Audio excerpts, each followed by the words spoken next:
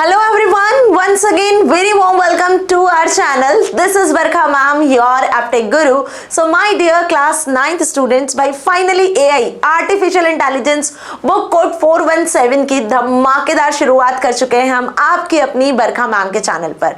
Yes, AI का part B employability skills का जो पहला यूनिट है आपका, उसके साथ में हमने शुरुआत की थी, जिसका पार्ट 1 हमने डिस्कस कर लिया था। नाम था यूनिट का AI reflection, project cycle and ethics. तो बेटा जी हमने डिस्कस किया था AI रिफ्लेक्शन के बारे में कि आखिर आर्टिफिशियल इंटेलिजेंस का जितने भी AI टूल्स है उसका हमारी ह्यूमन लाइफ पे क्या रिफ्लेक्शन है, मतलब कैसे हम AI के थ्रू रिफ्लेक्ट हो रहे हैं, AI ने कैसे हमारी लाइफ में अपनी जगह बना ली है। Internet, laptop, PC, mobile phone, वो सारे गैजेट्स, वो सारे टूल्स जो हमारी हेल्प कर रहे हैं, हमारे लिए कन्वीनियंट होते चले जा रहे हैं, है ना। ऑटोमेशन ने हमारी लाइफ में एक हिस्सा बना लिया है, मतलब हर चीज आजकल ऑटोमेटिक होती चली जा रही है। कहाँ कहाँ AI का यूज किया जा रहा है, कैसे यूज किया जा रहा है, ये सारी चीजें बेसिक्स हमने AI रिफ्लेक्शन में पढ़ लिया था पार्ट 1 में। आज के इस सेशन में क्या पढ़ने वाले हैं, इस यूनिट को खत्म करेंगे with AI project cycle and ethics के साथ में। तो आज का सेशन बहुत इंपॉर्टेंट होने वाला है, जिसमें हम यूनिट 1 का पार्ट 2 डिस्कस करेंगे और यूनिट 1 को दी एंड करेंगे। ठीक है जी। उससे पहले यदि अभी तक भी चैनल को सब्सक्राइब नहीं किया है, वीडियो को लाइक नहीं किया है, तो जल्दी से कर दो, क्योंकि आगे आने वाले बहुत अमेजिंग से वीडियो लेक्चर्स आपका वेट कर रहे हैं। और अपने उन सारे दोस्तों तक शेयर करो जिन्होंने क्लास 9 to 12 में कोई सा भी सब्जेक्ट टॉप किया हो कंप्यूटर का, चाहे AI लिया हो, IT लिया हो, CS लिया हो, CA हो, एनी सब्जेक्ट। ठीक है जी। चलिए तो स्टार्ट करते हैं artificial intelligence unit 1 AI reflection, project cycle and ethics part 2 के साथ में। अब हम यहाँ पे पढ़ने वाले हैं सबसे पहले AI प्रोजेक्ट साइकिल के बारे में। देखो AI किस लिए यूज किया जाता है, क्या होता है, क्यों यूज किया जाता है, इंटेलिजेंस क्या होता है, आर्टिफिशियल इंटेलिजेंस क्या होता है, कहाँ कहाँ इसका यूज किया जा रहा है, कौन कौन से इसके लिए टूल्स है, ये सारी चीजें तो हमने प्रीवियस सेशन में पढ़ी थी। बट व्हाट अबाउट जब बात आती है AI मॉडल को डेवलप करने की। फॉर एग्जाम्पल कि आप क्लास 9th में हो, आपके स्कूल में भी टीचर ने कहा कि भाई कोई रोबोट डिजाइन करो या कोई AI based working model design करके लेकर आओ, और जनरली ये चीजें होती है ना। आपके स्कूल में भी आपको दिया जाएगा टास्क कि आपको ये प्रिपेयर करना होगा, तो क्या करोगे, तो यहाँ पे ना एक प्रोजेक्ट साइकिल को हमें फॉलो करना होता है। फॉर एग्जाम्पल कि आपको एक रोबोट बनाना है, तो अब रोबोट को बनाने के लिए आप डायरेक्टली ऐसे कोई भी रोबोट तो नहीं बना दोगे, उसके लिए आपको मटेरियल्स चाहिए होंगे, और उन सबसे भी पहले रोबोट बना क्यों रहे हो, क्या प्रॉब्लम है भाई, किस वजह से आप रोबोट बना रहे हो, किस चीज को ध्यान में रखकर आपको ये रोबोट बनाने की जरूरत पड़ी। तो फर्स्ट स्टेप हमारे पास प्रोजेक्ट साइकिल में प्रॉब्लम को आइडेंटिफाई करने की होती है। फिर ऐसे आप धीरे धीरे स्टेप बाय स्टेप आगे बढ़ते जाते हो और अपना AI मॉडल डेवलप करने की सोचते हो और उसको डेवलप करते हो। So this is known as AI project cycle. तो आज के इस सेशन में हम AI प्रोजेक्ट साइकिल को डिटेल में समझेंगे, प्लस साथ में AI के एथिक्स क्या है, बेसिस क्या है, वहां पे खत्म करेंगे। ठीक है, सेशन थोड़ा लेंथी होगा, स्टार्ट से लेकर एंड तक पूरे सेशन में बने रहना। बिल्कुल जीरो से हीरो बनने वाला लेवल हम यहाँ पर क्रॉस करने वाले हैं, और उसी के साथ क्लास 9 से ही, जैसे मैंने आपको कहा है कि 9 से ही मैं आपको 10th की तैयारी करवा रही हूँ। ये जितना हम जो यहाँ पढ़ रहे हैं, ये सब एज इट इज आपको क्लास 10th में भी काम आने वाला है। तो भूलने की बात नहीं है, समझने की बात है। कॉन्सेप्ट क्लियर होंगे, नॉलेज अच्छा होगा, तो 10th में भी अप्लाई करोगे, 10th के बाद भी अप्लाई करोगे। तो वही चीज है कि 9th में भी आपके साथ हूं, 10th में भी आपके साथ हूं, 10th के बाद भी हमेशा आपके साथ हूं। ठीक है जी। चलिए, तो before learning about AI project cycle framework, let's first learn about the traditional software development cycle. अब ये जो AI प्रोजेक्ट साइकिल है ना, मतलब AI मॉडल डेवलप करना, तो इट इज न्यू वन। मतलब ऐसा नहीं है कि सिर्फ अभी अभी AI इतना ट्रेंडिंग हुआ, आर्टिफिशियल इंटेलिजेंस कुछ 8-10 सालों से, तो हम AI प्रोजेक्ट साइकिल पे ही काम कर रहे हैं। बेटा उसके पहले भी 1990 से कंप्यूटर साइंस ब्रांच आ चुकी है, जहां पे आप सॉफ्टवेयर को डेवलप करते हो। तो उसी समय से सॉफ्टवेयर डेवलपमेंट लाइफ साइकिल नाम का एक जो है प्रोजेक्ट साइकिल यहाँ पर रन करता था, जिसको हम कहते हैं software development life cycle, that is SDLC, जो कि सॉफ्टवेयर को डेवलप करने का ट्रेडिशनल मेथड था। अब इसमें क्या होता था, इसमें जो स्टेप्स थी जो कि किसी सॉफ्टवेयर को डेवलप करने के लिए फॉलो की जाती थी, सबसे पहले रिक्वायरमेंट को एनालाइज करना कि भाई आप सॉफ्टवेयर क्यों बना रहे हो। आपको स्कूल मैनेजमेंट सॉफ्टवेयर बनाते हो, तो क्या प्रॉब्लम है, स्कूल का सारा काम मैनुअल है, तो उसको हमें कंप्यूटराइज्ड करना है। ठीक है, ताकि कन्वीनियंसी हो सके और जो कम टाइम में ज्यादा अच्छे से काम हो सके, टाइम सेविंग हो, एफर्ट लेस हो, तो इसलिए हमें एक स्कूल मैनेजमेंट सॉफ्टवेयर डिजाइन करना है। ये हमने रिक्वायरमेंट समझ ली। उसके बाद आपको अब डिजाइनिंग का पार्ट करना है। भाई अब आपने रिक्वायरमेंट देख ली, तो अब आप सॉफ्टवेयर को डिजाइन करना शुरू करोगे, तो सॉफ्टवेयर डिजाइनिंग आती है।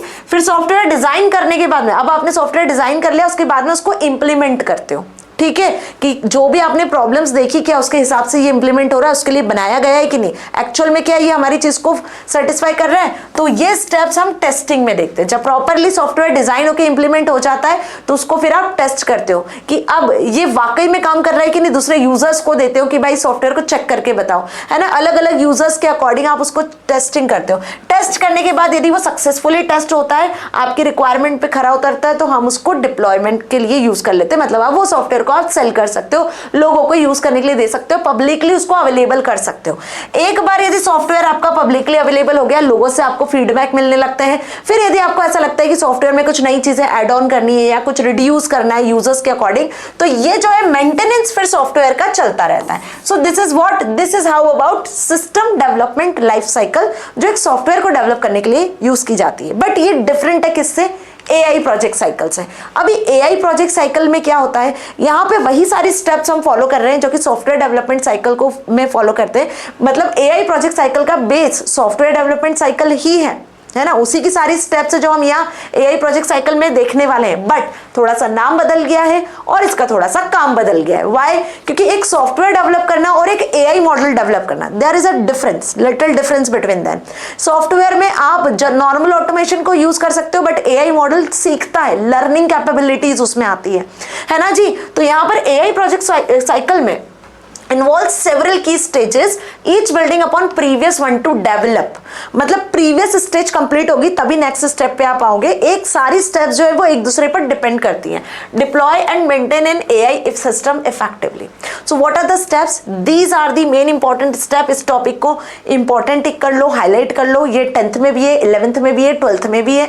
यदि आपने 9th में एआई लिया है, 10th में एआई लिया है, 11th 12th में भी एआई लोगे तो बेटा ये टॉपिक आपका पीछा नहीं छोड़ेगा। ये आपको 12th तक पढ़ना है।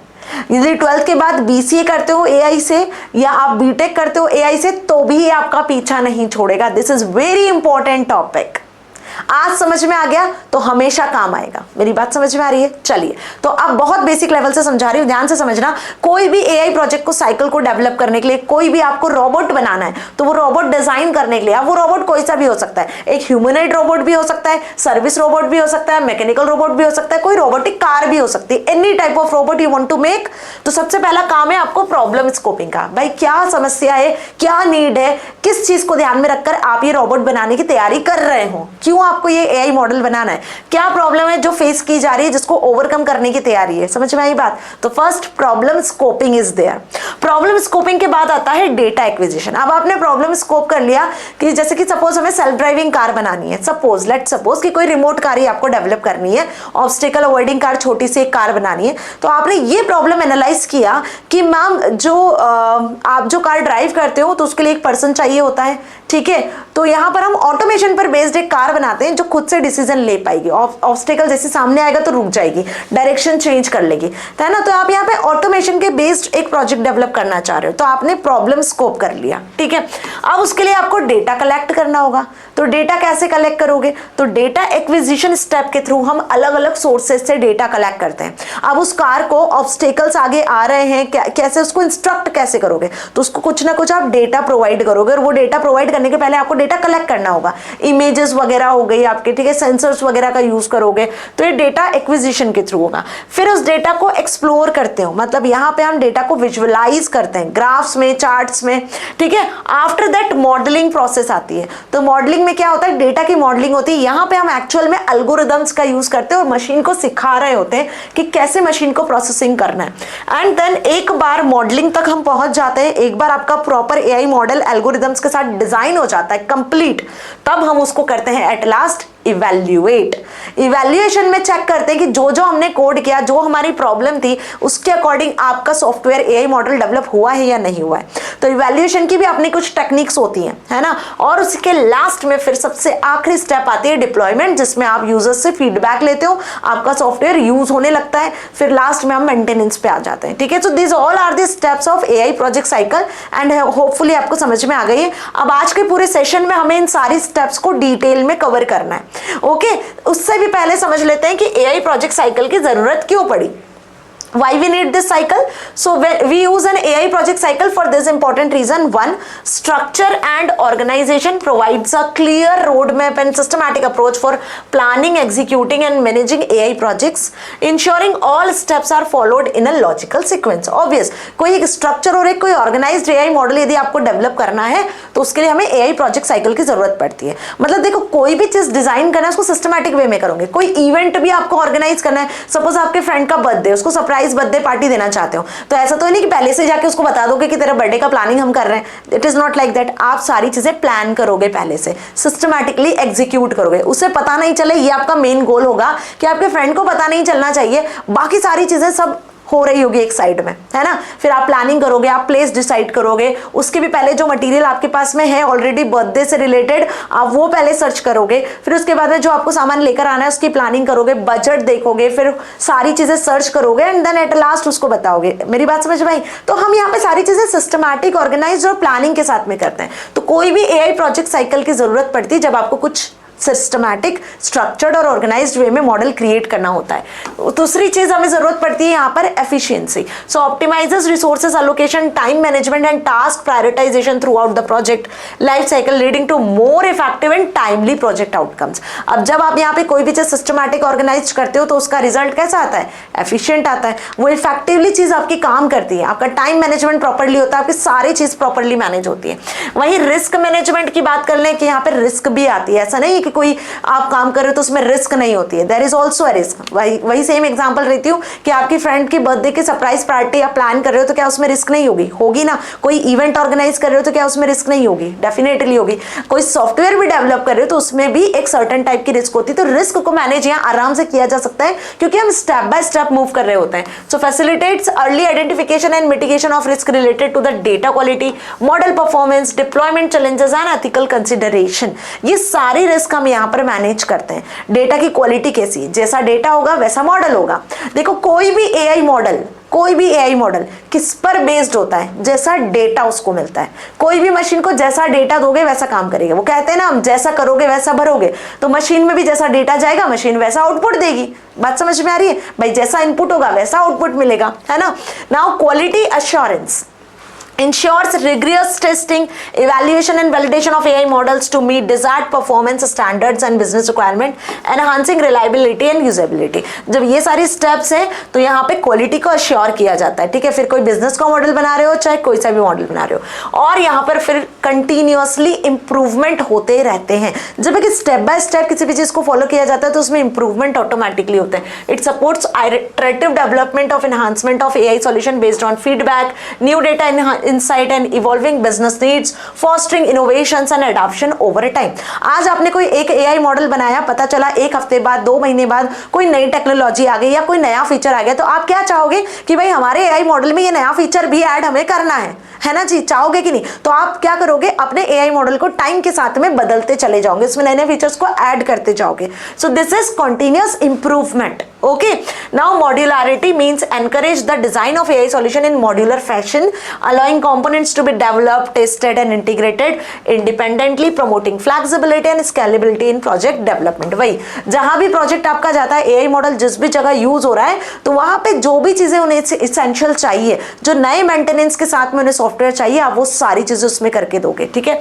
तो ये सारी बात समझ में आ गई कि AI प्रोजेक्ट साइकिल की मदद से हम इन सारे पॉइंट्स को ध्यान रखते हैं, और ये सारी चीजें जब आपको करके देनी होती है, अपने AI मॉडल में चाहिए होती है, तो AI प्रोजेक्ट साइकिल की मदद से एक एक स्टेप बाय स्टेप प्रोसेस के थ्रू आप ये काम करते हो, ठीक है। तो why we need AI project cycle, ये सारे पॉइंट्स लिखना। Now come to the next, that is problem scoping. सबसे पहली स्टेप, अब वन बाय वन एक एक स्टेप की तरफ हम बढ़ रहे हैं। प्रॉब्लम स्कोपिंग का मतलब क्या होता है? It is the term used to define the process of selecting a problem that might want to solve any AI knowledge, identifying a problem and then having a vision to solve it is called problem scoping। ये 2 line बहुत important है। कोई भी software जब आप बना रहे हो तो वो सॉफ्टवेयर किस लिए बना रहे हो? प्रॉब्लम को आइडेंटिफाई करना और किस विजन से उसको सॉल्व करने वाले हो, विजन डिसाइड करना।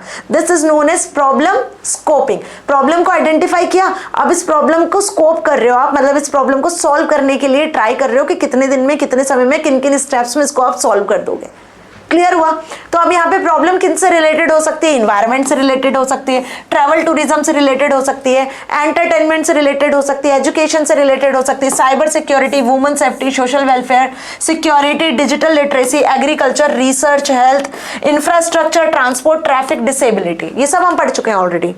यहाँ सब जगह एआई टूल्स यूज हो रहे हैं। यहाँ जो प्रॉब्लम आप फेस कर रहे हो जो कि एआई टूल सॉल्व कर सकता है, तो बेसिकली आप यहां से इन सारी फील्ड से रिलेटेड प्रॉब्लम्स को एनालाइज कर सकते हो। ठीक है, इन सारी फील्ड से रिलेटेड प्रॉब्लम को स्कोप कर सकते हो। So look around, we are surrounded by problems. Our problems मतलब आपके आसपास प्रॉब्लम्स ही है। सर्च क्या करना है? सॉल्यूशन सर्च करना है।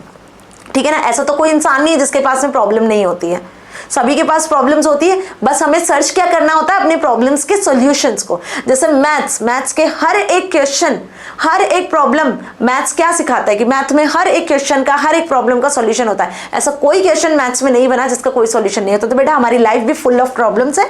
इन प्रॉब्लम्स को सॉल्व करने के लिए एआई मॉडल कैसे हेल्प करे, उसके लिए हम एआई प्रोजेक्ट साइकिल को पढ़ रहे हैं। ठीक है जी, चलो आगे बढ़ते हैं। अब यहाँ पर बात की जा रही है सस्टेनेबल डेवलपमेंट गोल्स की, जो कि 2030 तक हमें अचीव करना है।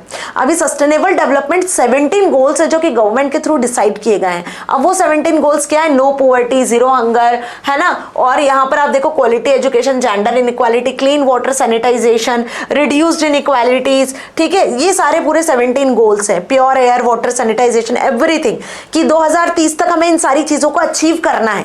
तो कहीं ना कहीं ये हमारे लिए क्या है? ये हमारे लिए एक बड़ी अचीवमेंट होगी यदि हम इन सारी चीजों को 2030 तक अचीव कर लेते हैं। वो सारे रिसोर्सेज जो नेचुरल रिसोर्सेज मिल रहे हैं उनको हम हमारी फ्यूचर जनरेशन के लिए सेव कर लेते हैं। तो ये एक तरीके से एक प्रॉब्लम ही है जिसको हमने 2030 तक में स्कोप किया हुआ है कि 2030 तक हम खत्म कर लेंगे। अब इसके लिए हम इंडिया को डिजिटल बना रहे हैं और ज्यादा से ज्यादा जीरो हंगर हो सके।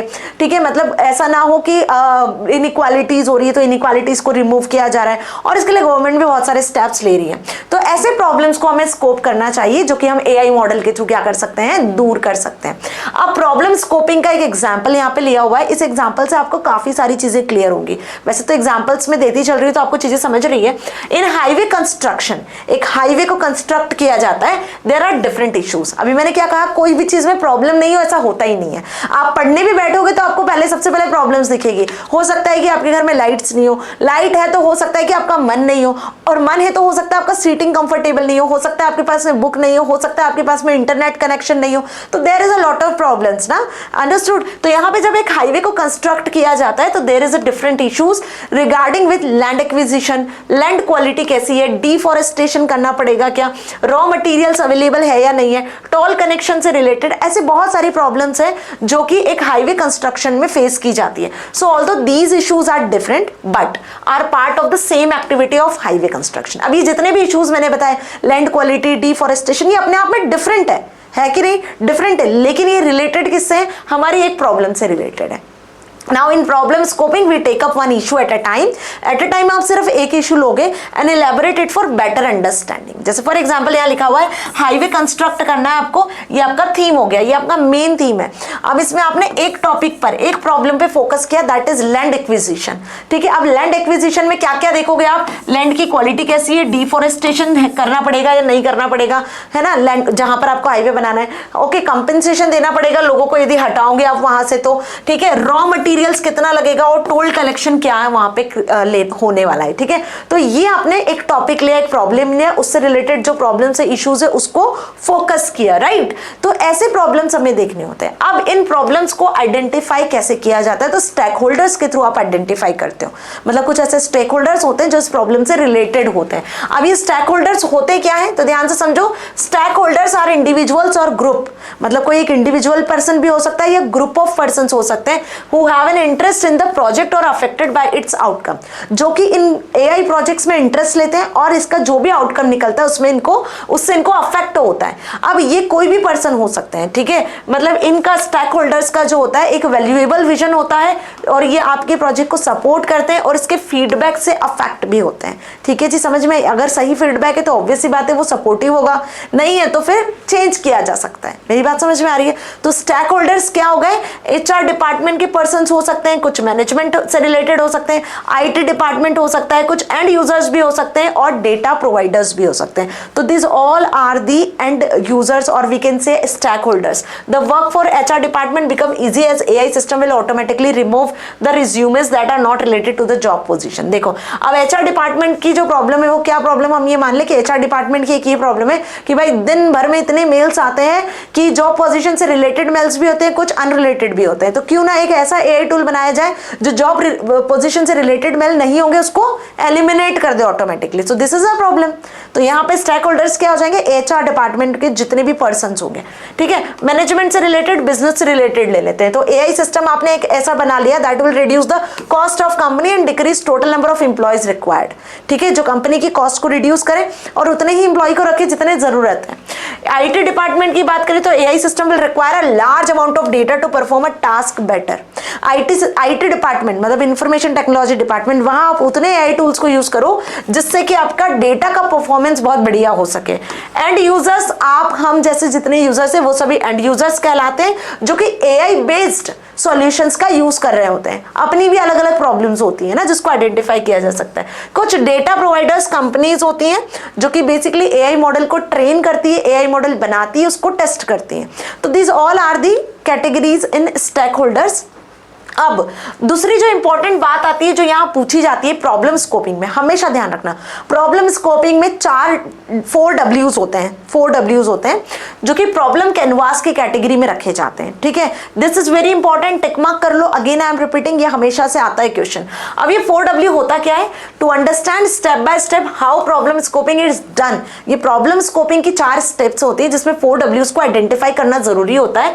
तो 4W प्रॉब्लम कैनवास इसको हम कहते हैं। इसमें 4 क्रूशियल पैरामीटर्स होते हैं। पहला होता है हु, ठीक है, दूसरा होता है what, third is where and fourth is why. Who, what, where and why, these are the 4 Ws of problem canvas जो कि प्रॉब्लम स्कोपिंग में ध्यान रखे जाते हैं। अब ये होते क्या है? Who means what, under who block we analyse the people who are getting affected directly और इनडायरेक्टली बाय द प्रॉब्लम। अब भाई जैसे मैंने कहा कि आप जो सॉफ्टवेयर बना रहे हो, AI मॉडल बना रहे हो, वो HR डिपार्टमेंट के लिए बना रहे हो। ठीक है, HR डिपार्टमेंट के पास में ढेरों मेल्स आते हैं रोज के। उन मेल्स में जो जॉब उनको चाहिए उस जॉब से रिलेटेड जो मेल्स है वो रहे, बाकी मेल ऑटोमेटिकली डिलीट हो जाए। सो this is the problem of HR। तो यहाँ पे हु में कौन आ जाएगा? HR के जितने भी पर्सन रहेंगे जो इस प्रॉब्लम को फेस कर रहे हैं, these are in the category of who, जो डायरेक्टली इनडायरेक्टली इस प्रॉब्लम को फेस कर रहे हैं। So the peoples are the stakeholders of this problem. तो उन पीपल्स को हम क्या कहेंगे? यहाँ पे किस नाम से जानेंगे? स्टेक होल्डर्स के नाम से जानेंगे। They are the people who face this problem and would be benefited by this solution. ठीक है, और उस प्रॉब्लम को सॉल्व करने के लिए आप जो भी मॉडल डिजाइन करने वाले हो, जैसे भी डिजाइन करने वाले हो, तो वो बेसिकली उनको बेनिफिटेड होगा, उनको प्रॉफिट देगा कहीं ना कहीं। तो who are the stakeholders and what do you know about them? Clear? ये 2 क्वेश्चन हमें यहाँ स्पेसिफाई करने होते हैं। नेक्स्ट आता है व्हाट। अब व्हाट का मतलब क्या होता है? You need to check what is actual problem and you determine the nature of the problem. What में क्या करते हैं? हु में तो हमें ये पता चल रहा है कि कौन से लोग हैं जो इस प्रॉब्लम से अफेक्ट हो रहे हैं, मतलब स्टेक होल्डर्स। व्हाट में एक्चुअल में क्या प्रॉब्लम है? ठीक है, you determine the nature of the problem. Problem का नेचर हम यहाँ डिफाइन करते हैं। You also check what is problem and how do you know it is a problem. मतलब यहाँ पे आप ये चेक करोगे कि प्रॉब्लम एक्चुअल में है क्या और इसको आप कैसे आइडेंटिफाई कर रहे हो। ठीक है, now to support the evidence of existing of a problem like newspaper, government reports, print media to be considered. तो यहाँ पे आ जाएगा what is problem and how do you know about that it is a problem. तो आपको पता चला कि भाई प्रीवियस न्यूज़पेपर से, गवर्नमेंट से या कुछ प्रीवियस आपकी मीडियाज थे जिसके थ्रू आपको पता चल रहा है कि हाँ they are facing this problems. ठीक है, and what is the actual problem. Understood? What के बाद आता है थर्ड, दैट इज वेयर। अब वेयर का मतलब है the problem is identified and we know with whom it is associated, कि ये जो प्रॉब्लम आप देख रहे हो किससे एसोसिएटेड है। भाई बिजनेस में कोई एचआर डिपार्टमेंट है, कोई ऑर्गेनाइजेशन का कोई एचआर डिपार्टमेंट है, उससे रिलेटेड ये प्रॉब्लम है। ओके, तो यहाँ पर बात की जा सकती है किसी लोकेशन की, किसी सिचुएशन की, किसी कंटेक्स्ट की। तो कोई ऑर्गेनाइजेशन से, कोई बिजनेस से, कोई पर्टिकुलर इंस्टीट्यूशन से, किससे रिलेटेड प्रॉब्लम है। So the block will help us to know the situation in which the problem arises, the context of the problem and the location where it is prominent. तो तीन चीजें यहाँ पर, situation of problem, where the problem, where the location, what's the location of the problem and which problem arises. So it is included in where, ठीक है। So what is the context और situation, है ना, and where is the problem located, वो जगह basically where में आती है। And last is why. So why is the solution of problem, कि इस प्रॉब्लम को आप क्यों सॉल्व कर रहे हो, इसका क्या आउटकम होने वाला है। So this is known as why. Why में हम लास्ट में सॉल्यूशन बताएंगे। So after listing all the major elements affect the problem directly, let us now understand who all will be benefited by the solution of the problem, ठीक है। Now we understood who is affected the exact nature of problem, मतलब कि जो भी problem आपने identify करी है उस प्रॉब्लम से कैसे सॉल्यूशन मिलना है, किससे सॉल्यूशन मिलना है और किस तरीके से मिलना है। This is under in the category of why. So 3 canvases now become the base of why. Why generate करने के पहले आपको जो अभी हमने देखा है ना, क्या देखा, हु, वेयर एंड व्हाट, ये 3 पता होंगे तो वाई अपने आप जनरेट होगा, ठीक है। So why will this solution be valuable to the stakeholders, problem पता होगी तो ये भी पता होगा। And how will the solution improve their solution, problem पता है तो उसको कैसे इंप्रूव करना है वो भी आप बताओगे। तो अंडरस्टूड दिस थिंग। अब इसको कैसे लिखोगे, तो इसको लिखने के लिए प्रॉब्लम स्टेटमेंट टेम्पलेट हमें बनानी पड़ती है। देखो प्रॉब्लम स्कोपिंग होता क्या है, क्यों जरूरी है, 4W कैनवास क्या होता है, किसी भी प्रॉब्लम को स्टेटमेंट करने के लिए हमें 4W की जरूरत पड़ती है। अब हर एक प्रॉब्लम को आप कैसे स्टेटमेंट दोगे, मतलब किस तरीके से लिखोगे कि ये प्रॉब्लम्स आप देख रहे हो और इसके लिए आप एक AI मॉडल बनाने वाले हो। अंडरस्टूड। तो प्रॉब्लम स्टेटमेंट हमें यहाँ पर बनाना होता है जिसको हम प्रॉब्लम स्टेटमेंट टेम्पलेट कहते हैं। तो जितने भी 4Ws अभी आपने देखे उनको एक स्टेटमेंट में, एक टेम्पलेट में लिखा जाता है। The problem statement template help us to put together all the key points into a single template for future reference. All 4W problem canvas we need to summarise all the canvas in one template. This template with the space to fill details according to your goals. ठीक है, अब कैसे इसको fill करना है ध्यान से देखो, कुछ इस तरीके से। This is the problem statement template, जो क्लास 9th के लिए भी इंपॉर्टेंट है और जो क्लास 10th के लिए भी वेरी मच इंपॉर्टेंट है। एक प्रॉब्लम स्टेटमेंट टेम्पलेट आपको एक एग्जांपल दे दिया जाएगा, और उस एग्जांपल के बेसिस पे आपको प्रॉब्लम स्टेटमेंट टेम्पलेट बनाना होगा। जैसे अभी सपोज मैं ही एक एग्जांपल दे दूं कि आपको एक ऐसा सॉफ्टवेयर डेवलप करना है, एक ऐसा ऑटोमेशन AI टूल डेवलप करना है जो स्कूल में जितना भी काम हो रहा है उसको ऑटोमेटिक कर दें। भाई जितने भी अटेंडेंस रिकॉर्ड है वो ऑटोमेटिक जनरेट हो, जो भी ग्रेड कैलकुलेशन है वो ऑटोमेटिक ग्रेड कैलकुलेशन हो। ठीक है, तो एक ऐसा आपको चैटबॉट या एक ऐसा आपको बोल सकते हैं कि एक ऐसा AI टूल डेवलप करना है जो ये काम करे। क्योंकि अभी तक क्या हो रहा है, अभी तक सारे काम टीचर्स को करने पड़ते हैं, मैन्युअली करने पड़ते हैं। Understood this thing. तो हम यहाँ पर क्या लिखेंगे, प्रॉब्लम स्टेटमेंट टेम्पलेट बनाएंगे, who, what, when, where and why, चारों चीजों को आप स्पेसिफाई करोगे। आवर, तो यहाँ आ जाएगा सबसे पहले स्टेक होल्डर, जिसमें लिखोगे आप हु, कि who will be the stakeholder जो अफेक्ट हो रहे हैं। तो भाई स्कूल ऑर्गेनाइजेशन, जिसमें आपके टीचर्स हो सकते हैं, प्रिंसिपल्स हो सकते हैं, स्टूडेंट्स हो सकते हैं। ठीक है, हैज और हैव अ प्रॉब्लम, प्रॉब्लम क्या है, तो यहाँ पे आपको जो इशू है, जो प्रॉब्लम है, जो आपकी जरूरत है वो स्पेसिफाई करना होगा। Means what is the problem, understand. ठीक है, now when and while. Okay, so context और सिचुएशन, किस कंटेक्स्ट में, किस सिचुएशन में, किस लोकेशन पे आप ये प्रॉब्लम फेस कर रहे हो, तो स्कूल ऑर्गेनाइजेशन हो सकता है। ठीक है, नाउ इन आइडियल सॉल्यूशन, अब जब आपने इन तीनों चीजों को स्पेसिफाई कर दिया तो what is the solution, how this benefit to the stakeholder, stakeholder को ये कैसे बेनिफिट करेगा, तो वो आ जाएगा आपका वाई में। और ये सारी चीज आपको यहाँ पे लिखनी होगी, जो ब्लैंक लाइन है ना यहाँ आपको लिखना है। ठीक है, अब एक एग्जांपल ले रही हूँ, एग्जांपल से सारी चीजें आपको क्रिस्टल क्लियर हो जाने वाली है। People love to indulge in various kinds of foods, okay. सभी को बाहर खाना अच्छा लगता है, अलग अलग टाइप का खाना अच्छा लगता है। अभी रोज मम्मी घर में भिंडी की सब्जी बना देगी तो क्या खा लोगे? डेली भिंडी की सब्जी बनेगी आपके यहाँ, खाओगे क्या? एक दिन खा लोगे शौक से, 2 दिन खा लोगे, 3 दिन खा लोगे, लेकिन डेली आप भी बोर हो जाओगे, बोलोगे अरे क्या ये तो रोज रोज एक ही मिल जाती है हमें, है ना, तो आपका खाने का मन भी नहीं करेगा। तो हमारा जो मन है वो क्या चाहता है कि अलग अलग डिशेज आपको मिले, वैरायटी ऑफ फूड्स आपको मिले, ठीक है। So this is a reason that you find restaurants everywhere. तो इसके लिए हम हमारे आसपास जितने रेस्टोरेंट्स हैं, आपको पता होगा कि आपके आसपास के रेस्टोरेंट्स में कहाँ कौन सी चीज अच्छी मिलती है, ठीक है। कहाँ आपको पिज्जा अच्छा मिलेगा, कहाँ आपको बर्गर अच्छा मिलेगा, कहाँ आपको छोले भटूरे अच्छे मिलेंगे। Understood this thing? ये तो जनरली लोगों को पता होता है। So these restaurants serve food in many ways like buffets in order to other variety of to their customers. All kinds of food outlets prepare food in bulk as they expect a lot of customers would come to enjoy the food every day. अब ये जो restaurants वाले persons होते हैं ये क्या करते हैं, बल्क में फूड को जनरेट कर लेते हैं, है ना, कुक करवा लेते हैं, ताकि उन्हें पता होता है कि लॉट ऑफ कस्टमर्स आएंगे। एक टाइम ड्यूरेशन होता है जिसमें कस्टमर्स आते हैं, ठीक है जी। So for most food outlets, जो भी इनके यहाँ फूड आउटलेट्स प्रिपेयर होती है, at the end of the day there is a lot of leftover food. यदि कस्टमर्स नहीं आते हैं तो जो भी फूड आउटलेट से उनके वहां वो लेफ्ट हो जाती है। अब भाई फूड है, एक टाइम के बाद में स्पॉइल भी होता है, तो वो किसी यूज में नहीं आता है, तो लॉस तो होना ही है ना। So this food is waste, okay. And the food outlets don't intend to serve stale food to their customers. Obvious ऐसा तो है नहीं कि नेक्स्ट डे वही स्टेल फूड उनको खिला देंगे, है ना, तो ऐसा नहीं होता है। So to maintain their brand value, उन्हें अपनी ब्रांड वैल्यू मेंटेन करनी होती है। तो अब यहाँ पे क्या प्रॉब्लम आपको देखने को मिल रही है? So every day a specific quantity of food is prepared keeping in mind a probable number of expected customers which might be more than actual number of customers who visited. मतलब everyday किसी भी restaurant में जाओगे तो वो एक number of customers को अपने माइंडसेट में बना के चलते हैं कि इतने नंबर ऑफ कस्टमर्स के लिए उन्हें इतना इतना जो है फूड आउटलेट रेडी करना है। This leads to a good quantity of food getting wasted, है ना। यदि आपने एक माइंडसेट बनाया हुआ है तो which is a loss of the restaurant as they need a dump to the food to pass it for free to the NGOs feeding hungry people. अब फॉर एग्जांपल कि ज्यादा फूड आउटलेट बच गया restaurant में, तो बच गया तो वो क्या करते हैं, एनजीओस वगैरह में जो पीपल्स होते हैं उनको जाके दे आते हैं, तो अल्टीमेटली उन्हें तो लॉस ही फेस करना पड़ रहा है ना जी। So everyday wastage if accounted for the whole year is a big loss for the restaurant. मतलब हर दिन कुछ इतना फूड बच रहा है कि उन्हें या तो वो फेंकना पड़ रहा है या फिर उन्हें किसी लोगों को जाके फ्री ऑफ कॉस्ट में देना पड़ रहा है, ठीक है, क्योंकि नेक्स्ट डे तो वो उसका यूज नहीं कर पाएंगे। तो ऐसा रोज रोज का जो लॉस होगा वो एक ईयर के एंड में यदि निकालेंगे, कैलकुलेट करेंगे, तो एक बिग लॉस के फॉर्मेट में आएगा। कुल मिला के कहानी समझ में आ रही है?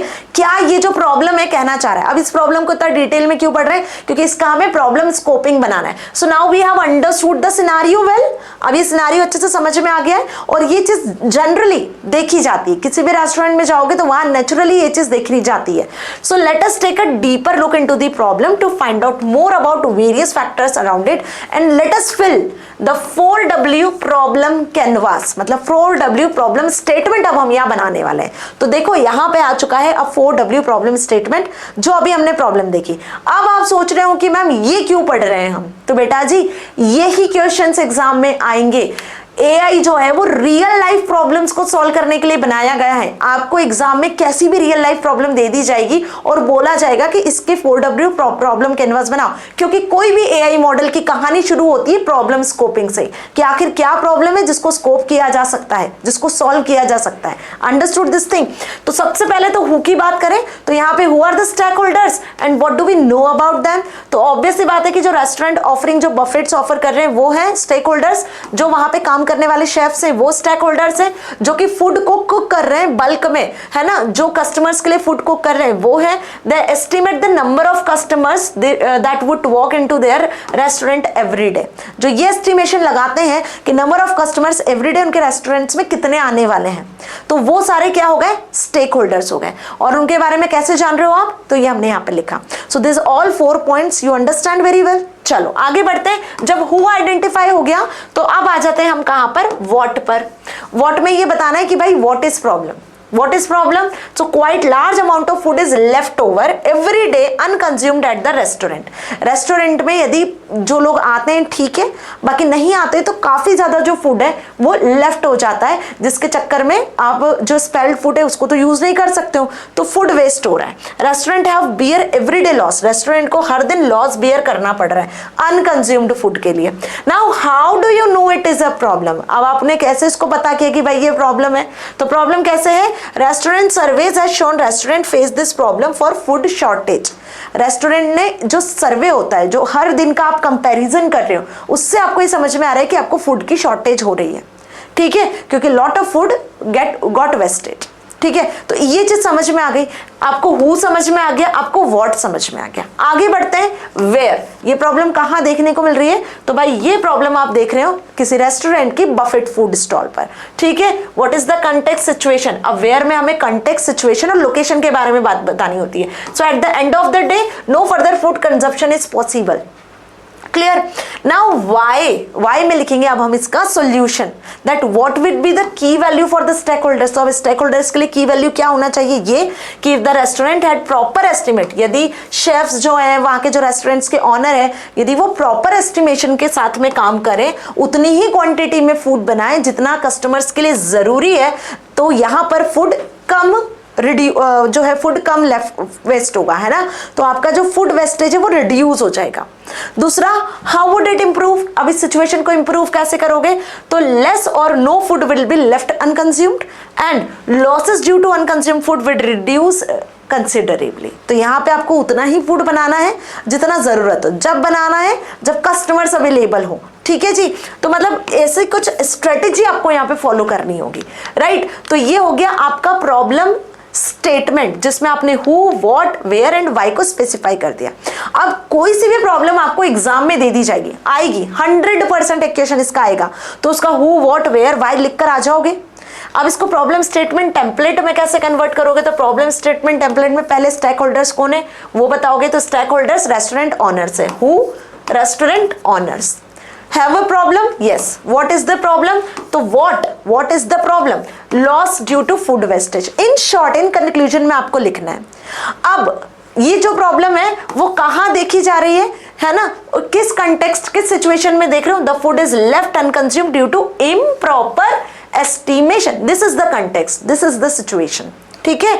नाउ एक आइडियल सॉल्यूशन बताएंगे हम वाई में, तो अब इसका क्या बेनिफिट होगा, इस प्रॉब्लम को कैसे सॉल्व करोगे। So be to be able to predict, पहले से हमें प्रिडिक्ट करना होगा amount of food to be prepared for everyday consumption, मतलब हर दिन कितना आपको फूड लग रहा है वो आपको पहले से प्रिडिक्ट करना होगा, और प्रिडिक्ट करके फिर आप इस लॉस से बच सकते हो, है ना, ऐसे ही बेनिफिट होगा। तो this is the way to write problem statement template and this is the way to write problem 4W problem canvas. ये 4W प्रॉब्लम कैनवास है जिसको हमने डिटेल में लिखा है, और 4W प्रॉब्लम स्टेटमेंट टेम्पलेट कुछ इस तरीके से इन शॉर्ट लिखनी है, ठीक है।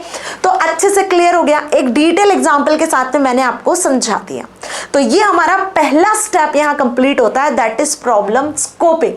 अभी कोई सी भी प्रॉब्लम आपको दे दी जाएगी तो उसका problem scoping statement 4W canvas बना के आना पड़ेगा, है ना जी। अब आगे बढ़ते हैं कि एक बार जब प्रॉब्लम आपने फेस कर ली और देख लिया कि भाई ये सारी प्रॉब्लम्स है, तो उसके लिए अब आप डेटा कलेक्ट करना शुरू करोगे। अभी सेम रेस्टोरेंट की बात कर रही हूँ, तो एक दिन आपने एनालाइज किया कि भाई पहले दिन रेस्टोरेंट में कितने कस्टमर्स आ रहे हैं, तो अब आप एक ऐसा एआई मॉडल और एक ऐसा एआई टूल बनाने वाले हो जो क्या करेगा, रेगुलरली कस्टमर्स को प्रिडिक्ट करेगा कि कितने कस्टमर्स आ रहे हैं, उसके हिसाब से वो डेटा जनरेट करता जाएगा। तो आपको पहले डेटा कलेक्ट करना होगा, है ना। तो डेटा एक्विजिशन का means collecting raw facts, figures, statistics from relevant sources either for reference for analysis needed for AI projects, ठीक है। तो किसी भी एआई प्रोजेक्ट को डेवलप करने के लिए हमें डेटा को कलेक्ट करना होता है, और डेटा कलेक्शन मेथड को ही यहाँ पर डेटा एक्विजिशन कहा जाता है। ये थोड़ी टाइम कंज्यूमिंग प्रोसेस होती है, ऑब्वियस मैम डेटा कलेक्ट कर रहे हैं तो टाइम तो लगेगा, है ना, क्योंकि यहाँ पे डेटा स्कैटर्ड होता है, हम हमारे आसपास डेटा ही डेटा से घिरे हुए हैं। आपकी बात करूँ तो आपका नाम, number, phone number, father's name, mother's name, address आपका पर्सनल डेटा है। हॉस्पिटल जाते हो पेशेंट का डेटा मिलता है ना। यदि कोई मॉल जाते हो तो वहां पे कस्टमर्स का डेटा होता है, बैंक जाते हो वहां कस्टमर्स का डेटा होता है। तो हम जहां भी जाते हैं वहां डेटा ही होता है। तो ये डेटा स्कैटर्ड वे में होता है, उसे कलेक्ट करने में टाइम लगता है, और ये डेटा आपको अपनी नीड के अकॉर्डिंग रेलेवेंट डेटा सोच समझ के कलेक्ट करना होता है। अब डेटा क्या होता है, ये भी क्वेश्चन आता है, वाई बिकॉज एआई जो है ना, एआई मॉडल जो भी बनाओगे बेटा पूरा खेल डेटा का होता है। कोई सा भी एआई मॉडल बनाओगे, सही डेटा होगा तो सही आउटपुट होगा। तो डेटा क्या हो गया, रॉ इंफॉर्मेशन और फैक्ट्स और statistics collected together for reference और analysis. They are raw facts that need to be processed to get meaningful information. Data क्या होता है, रॉ फैक्ट्स एंड फिगर्स होते हैं जो बेसिकली प्रोसेस हो जाते हैं और प्रोसेस होने के बाद में मीनिंगफुल इंफॉर्मेशन में कन्वर्ट होते हैं। किसमें, मीनिंगफुल इंफॉर्मेशन में। ठीक है जी, बात समझ में आ गई, अंडरस्टूड दिस थिंग। तो किसी भी एआई प्रोजेक्ट को डेवलप करने के लिए डेटा जो है वो बहुत इंपॉर्टेंट रोल प्ले करता है। डेटा के बेस पर ही आप एक एआई प्रोजेक्ट को बिल्ड कर सकते हो, बना सकते हो। Now there are two types of data. यहाँ पे दो टाइप का डेटा होता है। एक तो होता है ट्रेनिंग डेटा, जिस डेटा से आप मशीन को सिखा रहे हो, है ना, एक ऐसा एआई मॉडल बना रहे हैं जिसमें हम इंफॉर्मेशन को फीड कर रहे हैं और उस इंफॉर्मेशन से, उस डेटा से उसको ट्रेन कर रहे हैं। ठीक है जी, so this data on which we train our AI project model is basically to fit the parameters of the project of the model. In training data the output is available in that model only. ठीक है, अब दूसरा होता है testing data. Testing data क्या होता है, जो कि एआई मॉडल की परफॉर्मेंस को चेक करने के लिए यूज होता है। ठीक है, now in testing data the data is not seen for which the predictions have to be made. अभी देखो दोनों में डिफरेंस है। फॉर एग्जाम्पल यदि हम मेटा एआई का एग्जाम्पल लें, व्हाट्सएप का मेटा एआई एप्लीकेशन सबको अच्छे से पता है, चैटबॉट्स पता है, चैट जीपीटी का नाम भी आपने सुना होगा, सारे एआई टूल है। अभी जब इनको डेवलप किया जा रहा था ना, तो पहले इन चैटबॉट्स को, मेटा एआई टूल को, इनको पहले ट्रेन किया जा रहा था। इनमें पहले इनिशियली डेटा को फीड कर रहे थे। एक बार जब डेटा फीड हो गया, इनको धीरे धीरे ट्रेन करना स्टार्ट किया एल्गोरिदम्स के थ्रू। जब मॉडल आपका कंप्लीट बन के रेडी हो चुका है, तो उसके बाद में हम इसको टेस्ट करना शुरू करते हैं। मेटा एआई को पहले बिजनेस व्हाट्सएप पे लेकर आए, टेस्टिंग फेज में लेकर आए, ट्रेन करने के बाद में टेस्टिंग फेज में लेकर आए। कुछ दिनों तक बिजनेस व्हाट्सएप पे इसको चलाया, कुछ लिमिटेड यूजर्स ने उसको यूज करके देखा। जब उसका टेस्टिंग फेज कंप्लीट हुआ तो उसको पब्लिकली यूजर्स के लिए अवेलेबल करवा दिया गया। तो डेटा को यहाँ पर टू तरीके से आप क्या कर सकते हो, टेस्ट कर सकते हो। फर्स्ट आपका ट्रेनिंग डेटा होता है, जिसमें हम डेटा के थ्रू मशीन को ट्रेन कर रहे होते हैं, और दूसरा मशीन को ट्रेन करने के बाद में एक बार मशीन सीख चुकी है सब, फिर उसका टेस्ट लेते हैं। बिल्कुल वैसे ही जब आप छोटे थे तो आपको अल्फाबेट सिखाए जाते थे। जब आपने अल्फाबेट सीख लिया तो आपको धीरे धीरे वर्ड सिखाए गए कि कैसे वर्ड्स बनाते हैं अल्फाबेट से। CAR कार होता है, लाइक ऐसे।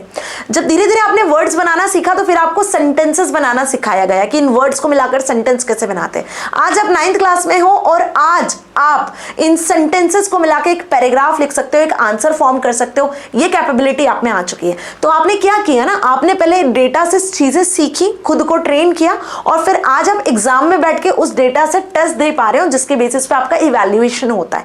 Same process, same thing AI model की भी होती है। समझ में आ गई बात? चलो, so there are various sources to collect the data. Data को कलेक्ट करने के अलग अलग सोर्सेज होते हैं कि मशीन को आप डेटा कैसे दोगे, मशीन को डेटा से ट्रेन कैसे करोगे।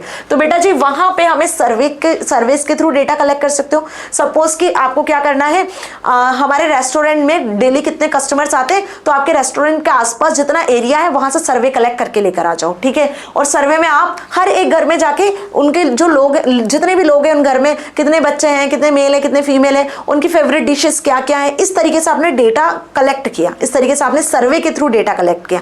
अब जो भी आपका डेटा कलेक्ट हुआ उसमें से आपने एक सैंपल वैल्यू निकाली जिससे आप अपनी मशीन को ट्रेन करने वाले। तो data can be collected from online survey, telephonic surveys और in person surveys to collect responses. ठीक है, तो यहाँ पे आप देखते हो टेलीफोनिक सर्वे भी हो सकता है, पर्सनल सर्वे भी हो सकता है। So they are the way to collecting data from a group of people to gain information and insights into various topics और इंटरेस्ट। अब इसमें कुछ क्वेश्चनायर्स हो सकते हैं, ऑफलाइन भी हो सकते हैं, ऑनलाइन भी हो सकते हैं, कुछ इंटरव्यूज भी हो सकते हैं। ठीक है, तो सर्वे आपको समझ में आ गया, यहाँ से भी डेटा कलेक्ट होता है। दूसरा होता है वेब स्क्रैपिंग। अभी वेब स्क्रैपिंग क्या होता है, it can also extracted from websites. कुछ ऐसा डेटा होता है जो हम वेबसाइट से उठाते हैं। ठीक है, सो वेब स्क्रैपिंग को डेटा स्क्रैपिंग भी कहा जाता है ना। It is a method of downloading information from world wide web, मतलब इंटरनेट। इंटरनेट से जब कोई डेटा आप डाउनलोड कर रहे हो तो वो भी एक तरीके से आप डेटा कलेक्ट ही कर रहे हो। Now next is sensors. अभी सेंसर्स क्या होते हैं, वैरायटी ऑफ सेंसर्स अवेलेबल है। अल्ट्रावायलेंट सेंसर्स आते हैं, और उसी में आप देखो यहाँ पे यूवी के साथ में आपका अल्कोहल से बेस्ड सेंसर्स आते हैं, और आपका फायर को डिटेक्ट करने के लिए स्मोक सेंसर्स आते हैं। ऐसे बहुत सारे सेंसर्स आते हैं, ठीक है। और ये अलग अलग चीज़ों को सेंस ऑर्गन्स की तरह ही काम करते हैं। मतलब हमारी बॉडी में जो सेंस ऑर्गन्स होते हैं ना, जो काम करते हैं, एक एआई टूल को बनाओगे तो वो कैसे सेंस ऑर्गन्स की तरह काम कर सकता है, तो उसमें हमें इन सेंसर्स का यूज करना होता है। जैसे चंद्रयान 3 जो प्रोजेक्ट था, चंद्रयान 2, उसमें जो विक्रम लैंडर था, ऊपर जो रोवर था, वो कैसे टेम्परेचर को स्कैन कर पा रहा था, कैसे इमेजेस को कैप्चर कर पा रहा था। मेरी बात समझ में आ रही? तो वहां सेंसर्स ही यूज होते थे। तो sensors can collect the data like collecting environmental data stored in some storage solutions. Sensors are connected through gateways which enable to collect live data offline or online mode. आपके mobile phone में भी sensor लगे रहते हैं जो आपके finger को scan करते हैं, ठीक है, आपके फेस को स्कैन करते हैं और तब आपका मोबाइल फोन का लॉक खुल जाता है। तो वो भी कहीं ना कहीं आपके फिंगरप्रिंट को स्कैन कर रहे हैं, आपके फेशियल एक्सप्रेशंस को स्कैन कर रहे हैं। तो ये भी डेटा के फॉर्मेट में ही जाके आपके मोबाइल सिस्टम में सेव होता है। नाउ कैमरास के थ्रू भी हम क्या करते हैं, इमेजेस को कैप्चर कर पाते हैं, इमेजेस को एज ए डेटा कलेक्ट कर पाते हैं। तो data can be seen, written down और recorded on the computer. Cameras are used to collect data in the form of CCTV cameras, web cameras, surveillance cameras and big source of visual data can be acquired. कैमरास के through आप visual data को acquire कर सकते हो, ठीक है जी। Now observations, अभी देखो ऑब्जर्वेशंस के थ्रू भी डेटा कलेक्ट किया जाता है ना। फॉर एग्जांपल कि आपकी जो क्लास में टीचर ऑब्जर्व कर रही होती है कि क्लास में यदि 40 बच्चे हैं तो 40 में से कितने ऐसे बच्चे हैं जो कि टॉपर बन सकते हैं, जो कि बहुत बढ़िया पढ़ाई कर सकते हैं। तो भाई 40 में से 15 ऐसे बच्चे हैं जो टॉपर की कैटेगरी में आ सकते हैं। ये टीचर ने कैसे प्रिडिक्ट किया, कैसे पता किया? By observation. उन्होंने आपके टेस्ट लिए, उन्होंने आपकी कैपेबिलिटी को समझा, देन ओनली ही और शी विल से कि भाई ये जो 15 स्टूडेंट है ये टॉपर की कैटेगरी में आ सकते हैं। सिमिलरली ऐसी आप ऑब्जर्वेशन के बेसिस पर, है ना, फैक्ट्स को वॉच करके, फैक्ट्स को ऑब्जर्व करके, टेक्निक्स टूल्स को ऑब्जर्व करके डेटा को कलेक्ट कर सकते हो, ठीक है। तो ये कुछ डेटा कलेक्टिंग टेक्निक्स है। उसमें एक और कनेक्टिंग टेक्निक्स आती है, that is application programming interface, जिसको एपीआईज कहा जाता है, ठीक है। अब हर एक एप्लीकेशन का अपना प्रोग्रामिंग इंटरफेस होता है, ठीक है। तो these are the set of functions and procedures that allow one application to connect to the another. अब ये एपीआई इंटरफेस के थ्रू ही एक एप्लीकेशन दूसरी एप्लीकेशन से कनेक्ट होती है। आपको समझ में आया? यदि आप व्हाट्सएप को कनेक्ट करोगे अपने इंस्टाग्राम से, यदि आप इंस्टाग्राम को कनेक्ट करोगे फेसबुक से, तो जब दो एप्लीकेशन आपस में कनेक्ट हो रही है, इट मीन्स कि यहाँ पर एक ऐसा इंटरफेस यूज किया जा रहा है दोनों एप्लीकेशन को एक्सेस करने की, कनेक्ट करने की फैसिलिटी दे रहा है। तो यहां से भी आप क्या करते हो, डेटा को कलेक्ट कर सकते हो। क्लियर? अंडरस्टूड? तो अब यदि आपसे पूछ लिया गया प्रॉब्लम स्कोपिंग क्या होता है, डेटा एक्विजिशन क्या होता है, तो अब बता के आ सकते हो। Now the third step is data exploration, जिसमें हम डेटा विजुअलाइजेशन के बारे में समझने वाले हैं, which is the next step after collecting the accurate data. Data exploration means finding the patterns and trends in the data. Means what? For example कि आप जो भी मशीन डेवलप कर रहे हो उसमें आपने डेटा को कलेक्ट किया, मीन्स कि आप अपने रेस्टोरेंट के लिए क्या कर रहे हो, डेटा कलेक्ट कर रहे हो। भाई पहले दिन कितने कस्टमर्स आए, आपने डेटा कलेक्ट किया। फिर आपने दूसरे दिन वॉच किया, दूसरे दिन कितने कस्टमर्स आए, आपने वो भी डेटा कलेक्ट किया। तो आपने 2 से 5 दिन का डेटा सिर्फ कलेक्ट किया। अब 5 दिन के डेटा में आपने क्या देखा कि इन 5 दिन में पहले दिन 100 कस्टमर आए, दूसरे दिन 200 आए, तीसरे दिन 50 आए, चौथे दिन फिर आपके 150 कस्टमर आए, फिर नेक्स्ट डे आपने देखा कि भाई 400 कस्टमर्स आए। तो अब इसके बेसिस पर आप एक कैलकुलेशन तक पहुंच पा रहे हो, जिसको डेटा एक्सप्लोरेशन कह रहे हैं, जहां हम पैटर्न्स को मैच करेंगे, जहां पे हम ट्रेंड्स को देखेंगे।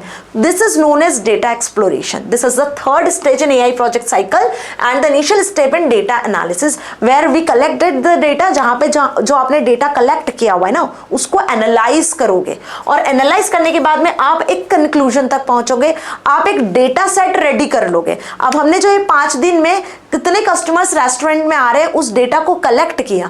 अब कलेक्ट करके हम क्या कर रहे हैं, यहाँ पे एक नंबर तक पहुंच पा रहे हैं कि सपोज हमने रेगुलरली भाई 300 जो कस्टमर्स है उनके अकॉर्डिंग फूड आउटलेट में फूड को रेडी करके रखना है। तो हमने ये कंक्लूजन निकाला 5 दिन के जो भी डेटा आपने लिया था उसके according. So this is about data exploration. Understood? Now come to the next, that is data visualisation.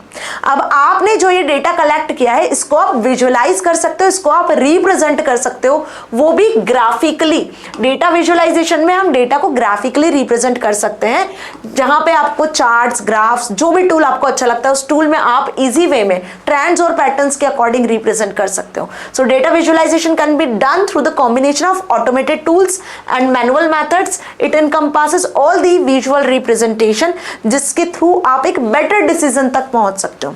जैसे फॉर एग्जांपल कि मैंने बोला कि भाई फर्स्ट डे जो रेस्टोरेंट में कस्टमर्स थे वो सपोज 50 कस्टमर्स थे, ठीक है, हमने यहाँ पे बनाया फर्स्ट डे का, सेकंड डे इतने थे 100 थे, और थर्ड डे भाई 400 कस्टमर्स आ गए थे, तो ये हो गया। फिर चौथे दिन थोड़े कस्टमर्स डाउन हुए, पांचवें दिन थोड़े और डाउन हो गए। तो इस तरीके से आपने क्या बनाया, एक ग्राफ चार्ट बना लिया जिससे आप एक पैटर्न तक पहुंच पा रहे हो। तो ये जो था ये पीक वैल्यू थी आपकी, ये आप एनालाइज कर पा रहे हो ग्राफ चार्ट के through. This is known as data visualisation. Understand? अब इसकी जरूरत क्यों पड़ी ma'am? Why data visualisation is needed? समझना ध्यान से। It simplifies the complex quantitative information. जो आपने 5 दिन का डेटा कलेक्ट किया ना, वो कहीं ना कहीं कॉम्प्लेक्स डेटा था, उसको सिंप्लीफाई करने के लिए विजुअलाइजेशन की जरूरत पड़ी। यहाँ पे डेटा को आप एक्सप्लोर कर पा रहे हो, यहाँ पे डेटा को आप एक एनालाइज कर पा रहे हो, अलग अलग वेराइटी ऑफ डेटा को। It is basically identify the area of improvement. It identifies the relationship between data point and variable. It explores new patterns and reveals hidden patterns. तो this all 5 are the needs to visualize data। अब visualize करने के लिए जो tool आप use करोगे, कहाँ data को विजुअलाइज किया जा सकता है भाई, ग्राफ चार्ट्स वगैरह कहाँ बना सकते हो? MS Excel is the best software, सबसे बेसिक सॉफ्टवेयर है जहाँ चार्ट ग्राफ्स बना सकते हो। तो MS Excel हो सकता है, माइक्रोसॉफ्ट एक्सेल, आप कैल्क का यूज कर सकते हो, लिब्रे ऑफिस, ओपन ऑफिस में, जहाँ पे आपको डेटा एक्सप्लोर करने के लिए आराम से माइक्रोसॉफ्ट कंपनी ये टूल प्रोवाइड करती है, जिसमें आप basic chart, graph chart, graphs और चार्ट्स बना सकते हो, कॉलम चार्ट बना सकते हो, बार चार्ट बना सकते हो, पाई चार्ट बना सकते हो। सो भाई बिग डेटा को आप यहाँ पे ग्राफ चार्ट में रिप्रेजेंट कर सकते हो। इसी के साथ एक और टूल होता है दैट इज टैब्यूलो पब्लिक टूल्स, जो बेसिकली आपको यहाँ पर again graph charts, large data set values को रिप्रेजेंट करने की फैसिलिटी देता है। एक्सेल से ज्यादा डेटा वैल्यूज को आप टैब्यूलो में शो कर सकते हो। वहीं बात करें माइक्रोसॉफ्ट पावर BI, ये भी माइक्रोसॉफ्ट का ही डेटा विजुअलाइजेशन टूल है, जहां पे आप फ्रीली इसको एक्सेस कर सकते हो, इसमें डेटा को विजुअलाइज कर सकते हो। Datawrapper and Google Data Studio, all two are also data visualization tool. It uses .csv file, Datawrapper में CSV फाइल को मैनेज किया जाता है चार्ट और मैप को ड्रॉ करने के लिए।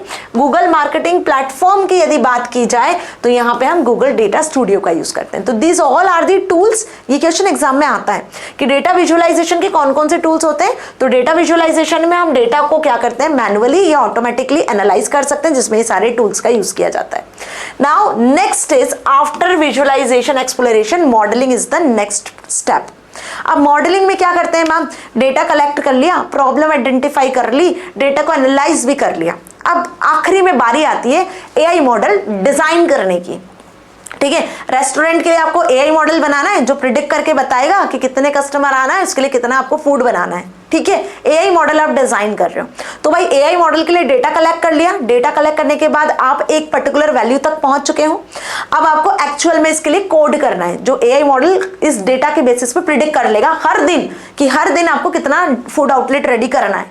तो हम यहाँ पे करेंगे इसके लिए डेटा मॉडलिंग, जिसमें मशीन जो है एल्गोरिदम्स के बेसिस पर डिसीजन ले पाएगी, प्रिडिक्शंस कर पाएगी। ठीक है जी, बात समझ में आ गई। So once the data is visualised and analysed और ट्रेंड्स आर फॉर्म्ड, ना we need to work with algorithms. तो यहाँ पे हमें कुछ प्रोग्रामिंग लैंग्वेजेस का यूज करना पड़ता है, जिसके बेसिस पे हम एल्गोरिदम्स के थ्रू मशीन को ट्रेन कर सकते हैं। ठीक है, हमारे AI मॉडल को हम क्या कर सकते हैं, यहाँ पे डिजाइन करेंगे अब। ओके, अब वो डिजाइनिंग आपकी कोडिंग के थ्रू भी हो सकती है, वो डिजाइनिंग आपकी कैसी भी हो सकती है, मॉडल डिजाइन भी हो सकता है, एल्गोरिदम्स के थ्रू उसको प्रॉपर भी डिजाइन कर सकते हो। ठीक है, तो यहाँ पे मॉडलिंग हुई क्या, artificial intelligence is an umbrella term that includes machine learning and deep learning. तो यहाँ हम जिन टेक्निक्स का यूज करेंगे वो टेक्निक्स होगी आपकी मशीन लर्निंग और डीप लर्निंग, जिसको आगे आने वाले यूनिट्स में डिटेल में पढ़ेंगे। तो फिलहाल मॉडलिंग में जो स्टेप होती है उसके अंदर हम डेटा एल्गोरिदम्स के थ्रू, अलग अलग लर्निंग टेक्निक्स के थ्रू मशीन को सिखा रहे होते हैं कि अब मशीन को क्या काम करना है, कैसे काम करना है। अभी मशीन लर्निंग जो है अपने आप में वास्ट टर्म है आर्टिफिशियल इंटेलिजेंस के अंदर, और डीप लर्निंग मशीन लर्निंग का एक सबसेट है। तो deep learning is a subset of machine learning and machine learning is a subset of artificial intelligence. तो मशीन लर्निंग, डीप लर्निंग एक मेन पिलर है किसके, आर्टिफिशियल इंटेलिजेंस के। ठीक है जी। नाउ अब यदि इसमें डिफरेंस आ जाता है तो क्या लिखोगे, artificial intelligence aims to make a machine that mimics like human intelligence. Machine learning में क्या करते हो आप, यहाँ पे मशीन को सिखाते हो कि कॉम्प्लेक्स प्रॉब्लम्स को कैसे सॉल्व किया जाता है, डेटा से कैसे डिसीजन लिया जाता है। और यहाँ पे हम क्या करते हैं, न्यूरल नेटवर्क को डेवलप कर रहे होते हैं। मशीन डेटा के बेसिस पर खुद का दिमाग लगाती है, मतलब अपने दिमाग से डिसीजन लेने की कोशिश कर रही होती है। तो भाई न्यूरल नेटवर्क आप डेवलप करते हो। It is a subset of data science, it is subset of AI and it is subset of machine learning. ये भी हमने देखा है ना। Now what is simulation of, it is the simulation of intelligence in machines, it is training of machines to take decisions with the experience. जो past experience हुआ है उसके बेसिस पे मशीन लर्निंग में डिसीजन लिए जाते हैं। यहाँ पे मशीन खुद से डिसीजन लेती है, जितना डेटा कलेक्ट हुआ है उसमें पैटर्न्स को फाइंड आउट करती है और उसके बेसिस पर डिसीजन लेती है। This is deep learning. ठीक है जी, बात समझ में आई। एग्जांपल्स देखें तो robotics, natural language processing, computer vision, expert system, सभी एआई के एग्जांपल्स हैं। मशीन लर्निंग में आ जाते हैं आपकी वो सारी लर्निंग टेक्निक्स, वो सारी एल्गोरिदम्स जो यहाँ आएंगे, डिसीजन ट्री और आपका यहाँ पे random forest, support vector mechanism, neural network, this all are the examples of machine learning जो हम आगे आने वाले यूनिट्स में पढ़ेंगे। यहाँ पे न्यूरल नेटवर्क्स आ जाते हैं जिसमें convolutional neural network, recurrent neural network, generative adversarial neural network, मतलब जेन्स, आरएनएन्स, सीएनएन्स, ये सभी हमें पढ़ना है। ठीक है, ये सभी हम कहाँ करेंगे, आगे के चैप्टर्स में डिटेल में पढ़ेंगे। तो बस इतना ध्यान रखो कि यदि डिफरेंस आया तो ये डिफरेंस आपको लिख कर आना है, इन टेक्निक्स के नाम याद करना है। ओके जी। अब डेटा मॉडलिंग के टेक्निक्स, जैसे मैंने बताया कि यहाँ पे मशीन लर्निंग, डीप लर्निंग का यूज किया जाता है। एक्चुअल में आर्टिफिशियल इंटेलिजेंस को यूज कर रहे हो आप। So in this we develop different algorithms called models which can be trained to produce intelligent output. AI modeling techniques can be broadly classified into two approaches. अब यहाँ जो techniques आप use करने वाले हैं वो दो अप्रोचेस में डिवाइडेड है। One is learning based and other is rule based. अब लर्निंग बेस्ड और रूल बेस्ड क्या होती है समझो, इसमें डिफरेंस आता है। ये भी एग्जाम पॉइंट ऑफ व्यू से बहुत इंपॉर्टेंट है। रूल बेस्ड अप्रोच में हम मशीन में सेट ऑफ रूल्स को डिफाइन करते हैं लेबल्ड वे में। मशीन को पहले से ही बता देते हैं, मतलब मशीन को आप क्वेश्चन भी दे देते हो, इनपुट भी दे देते हो और आउटपुट भी दे देते हो, खुद ही बता देते हो मशीन को। रूल बेस्ड में एक रूल के बेसिस पे मशीन आउटपुट लेना सीखती है। फॉर एग्जाम्पल कि यदि मैं कहूँ यहाँ पर कि आपने मशीन को कुछ व्हीकल्स के जो है वो डेटा दिया हुआ है। अब देखो यहाँ पे बहुत सारा व्हीकल्स का डेटा हमने मशीन को दिया हुआ है, जिसमें कार है, बाइसिकल है, बच्चों की साइकिल्स भी है, ट्राइसिकल्स भी है ना, और उसी के साथ में आप देखो जीप है, अलग अलग टाइप की वैरायटी ऑफ व्हीकल्स हैं। और इन सभी को हमने लेबल डेटा सेट के फॉर्मेट में मशीन में इनपुट किया है। मतलब लेबल, मतलब जो फोर व्हीलर्स है उस पर आपने लेबल लगा दिया, फोर व्हीलर्स ये कार है, ये बाइक है ना। टू व्हीलर्स में आपने लगा दिया बाइक है, और ट्राइसिकल्स में आपने लगा दिया ये चाइल्ड की कार्स हैं, ट्राइसिकल्स हैं, इस तरीके से होती हैं। तो आपने पहले ही मशीन को ट्रेन कर दिया लेबल डेटा देकर। ठीक है, तो यहाँ पे जो एल्गोरिदम आप अप्लाई होगी वो रूल बेस्ड होगी कि भाई जो रूल यूजर ने एंटर किया है, जिसके अकॉर्डिंग लेबल डेटा जो यूजर ने एंटर किया है, मशीन उसी के अकॉर्डिंग ट्रेन होगी और उसी के अकॉर्डिंग टेस्ट करेगी। अब सपोज आपने मशीन में डेटा फीड कर दिया, अब कोई यूजर इस पर्टिकुलर इमेज को एंटर करता है, तो वो जो एआई मॉडल है वो इस मशीन को देखेगा, देखने के बाद उसके पास जो लेबल डेटा अवेलेबल है उससे मैच करेगा। ठीक है, और लेबल डेटा से मैच करने के बाद में तुरंत एआई मॉडल आउटपुट जनरेट कर देगा that this image is car, क्योंकि हमने ऑलरेडी उसको डिफाइन करके भेजा हुआ है। तो इस रूल बेस्ड अप्रोच में हम खुद ही इनपुट भी दे देते हैं और वहीं हम आउटपुट भी डिफाइन कर ही देते हैं। तो मशीन तुरंत देखकर क्या कर लेती है, एनालाइज कर लेती है, क्योंकि ऑलरेडी हमने यहाँ पर लेबल्ड डेटा दिया होता है। तो this is known as rule based approach, जिसमें पैटर्न्स को, रिलेशनशिप को मैच किया जाता है और उसके बेसिस पर आपको आंसर जनरेट किया जाता है। Now come to the next, that is learning based approach. अभी लर्निंग बेस्ड अप्रोच क्या होती है, इसमें जो मॉडल है वो लेबल्ड वैल्यूज से नहीं सीखता है। यहाँ मॉडल खुद से खुद से बेसिकली ट्रेंड्स और पैटर्न्स को जनरेट करने की कोशिश करता है। ये वही बात हो गई सिंपल सी कि कोई एक किड है छोटा सा, उसको आप स्पून फीडिंग करवा रहे हो, तो basically this is known as rule based approach कि भाई उसको आप बता रहे हो कि बेटा इस तरीके से खाते हैं ये सारी चीजें। और एक लर्निंग बेस्ड अप्रोच होती है जिसमें आपने बच्चे को बताया भी नहीं है और वो खुद से चीजों को देख देख कर सीखने की कोशिश कर रहा है। वो अपने आसपास चीजें देखता है कि हाँ ये ऐसा किया जाता है काम, ये ऐसा किया जाता है काम, और वो खुद से अपने अंदर लर्निंग स्किल्स को डेवलप कर रहा है। सो बस ये ऐसे ही एआई मॉडल को भी डेवलप किया जाता है। तो लर्निंग बेस्ड अप्रोच में क्या करते हो, यहाँ पे आप कोई एक्सप्लिसिटली लेबल्ड डेटा प्रोवाइड नहीं करते हो, यहाँ मशीन खुद ही डेटा को मैच कर करके पैटर्न्स को फाइंड आउट करता है। अब मशीन ने यहाँ पे लर्निंग बेस्ड अप्रोच में कैसे फाइंड आउट किया, सपोज वही सारे व्हीकल्स यहाँ भी दे दिए, हमने एंटर कर दिए और हमने कोई लेबल नहीं लगाया, तो मशीन ने ये एनालाइज किया कि भाई ये कलर है और ये फोर व्हील का व्हीकल है, ठीक है, 4 व्हीलर व्हीकल है, तो इसको मशीन ने एक कैटेगरी में रख दिया। फिर 3 व्हील व्हीकल को एक कैटेगरी में रख दिया, 2 व्हील के व्हीकल को एक कैटेगरी में रख दिया, फिर उनके कलर साइज शेप्स के अकॉर्डिंग फिर पैटर्न्स को बनाना शुरू किया। अब जब आप कोई भी एक इमेज दोगे तो मशीन उन पैटर्न्स में से देखकर आपको आउटपुट जनरेट करके देगा। यहां आपने लेबल्ड वैल्यू नहीं दी होती है। So this is known as learning based approach. Random data is fed into the machine and the machine develops its patterns and trends based on the data output. It is alternative method to address the challenges of rule based systems. ठीक है, आ गई बात समझ में अच्छे से। अब इसका एग्जाम्पल देख लें, तो यही एग्जाम्पल्स यहाँ दिया हुआ है। ये वैरायटी ऑफ फ्लावर्स आपने यहाँ पे क्या किए हुए, मशीन को दिए हुए हैं। वैरायटी ऑफ फ्लावर्स, हर एक फ्लावर अलग अलग टाइप का है, हर एक फ्लावर के कलर्स आप देख सकते हो, है ना, हर एक फ्लावर डिफरेंट है। तो यहाँ पे जब मशीन को आपने ये दिया डेटा, तो ये डेटा अनलेबल्ड है, मशीन को आप नहीं बता रहे हो कि ये क्या है, बस आपने डेटा दे दिया। अब मशीन को आप इस डेटा से ट्रेन करने की कोशिश कर रहे हो। यहां आपने लर्निंग बेस्ड अप्रोच यूज किया, एल्गोरिदम से मशीन को ट्रेन किया। अब जब मशीन में आपने कोई और फ्लावर इमेज दिया, तो मशीन ने क्या करा, यहां पर कलर्स, शेप्स, उनकी स्मेल्स, इनके अकॉर्डिंग इसे कैटेगरीज में डिवाइड कर दिया। सपोज रेड कलर के फ्लावर को अलग रख दिया, व्हाइट कलर के फ्लावर को अलग रख दिया, उनका स्ट्रक्चर, उनके शेप के अकॉर्डिंग पैटर्न्स अलग बना दिए। तो यहाँ पे मशीन खुद से डिसीजन लेने की कोशिश कर रही है, खुद से चीजें सीख रही है, एनालाइज कर रही है। अब कोई और फ्लावर की इमेज यदि आप देते हो तो मशीन एनालाइज करेगी और उसके अकॉर्डिंग आपको आंसर जनरेट करके दे देगी। ठीक है, so this is known as learning based approach. बात समझ में आ गई। Now come to the last topic, that is evaluation. ठीक है, अब मॉडलिंग के बाद जब मशीन को आपने ट्रेन कर दिया, मशीन को आपने सारी चीजें समझा दी है, ऑलरेडी मशीन अब डिसीजन लेना सीख रही है, तो हम मशीन को टेस्ट करते हैं, मींस कि अब हम मशीन को इवैल्यूएट करते हैं कि वो कितना करेक्ट आउटपुट दे पा रही है।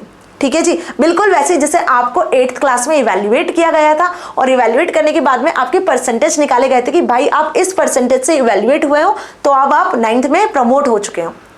बिल्कुल वैसे ही मशीन को भी इवैल्यूएट किया जाता है कि वो कितना एक्यूरेट आंसर दे पा रही है after training. Okay, so model evaluation is the stage of testing the model where testing data is given to the system and the output generated is evaluated with the actual result to see the accuracy of the output and reliability of the AI model. Clear. अब evaluation process में basically क्या करते हैं, हम यहाँ पर model को examine करते हैं, चेक करते हैं। It involves collecting, analysing information और programs activities. Okay, so following are the some advantages of evaluating. यहाँ पे हम इंप्रूवनेस चेक करते हैं, इफेक्टिवनेस चेक करते हैं, मशीन कैसे डिसीजन ले पा रही है प्रोग्रामिंग के बाद, वो सारी चीजों को चेक कर रहे होते हैं। इससे क्या एडवांटेज होते हैं, why this evaluation is done. ये इवैल्यूएशन से हमें पता चलता है कि जो मशीन है वो करेक्ट वे में ऑपरेट हो रही है या नहीं। दूसरा, ये एक इनिशिएटिव है जिससे हमें मशीन अपने गोल को अचीव कर पा रही है कि नहीं, जिसके लिए हमने ये मशीन डेवलप की है वो गोल हमारा अचीव हो रहा है कि नहीं वो पता चलता है। Help to determine what works well and what could be improved in a program. आपने अपने एआई मॉडल में किस काम को करवाया है तो वो एआई मॉडल बेसिकली उस काम को परफेक्टली कर पा रहा है कि नहीं, है ना, और नहीं कर पा रहा है तो उसको अब कैसे सुधार करना है, तो कौन सा काम सही हो रहा है कौन सा गलत हो रहा है वो पता चलेगा। ओके, अब यहाँ पर कुछ सिनारियो दिया हुआ है, एक सिनारियो दिया हुआ है जिसके बेसिस पे आपको इवैल्यूएशन करना है। ठीक है, so an AI based prediction model is deployed in a school. अब यहाँ पे एग्जांपल स्कूल का लिया हुआ है, हम हमारे वही सेम रेस्टोरेंट वाले एग्जांपल को ही ले लेते हैं कि हमने एआई मॉडल बना दिया, अब उसको इवैल्यूएट करना है, उसमें एल्गोरिदम्स भी दे दिया। ठीक है, हमने बता दिया कि भाई रेगुलर में एआई मॉडल ने प्रिडिक्ट कर लिया है कि एवरीडे इतने इतने कस्टमर्स आते हैं और अप्रोक्सीमेट इतना इतना आपको फूड प्रिपेयर करना होगा, वो एवरीडे प्रिडिक्ट करके आपको बता देते हैं। अब अब अल्टीमेटली क्या करना है, आपको इसका इवैल्यूएशन चेक करना है। तो पहले दिन आपने उससे प्रिडिक्शन लिया, उसके बेसिस पे आपने फूड आउटलेट बनाया।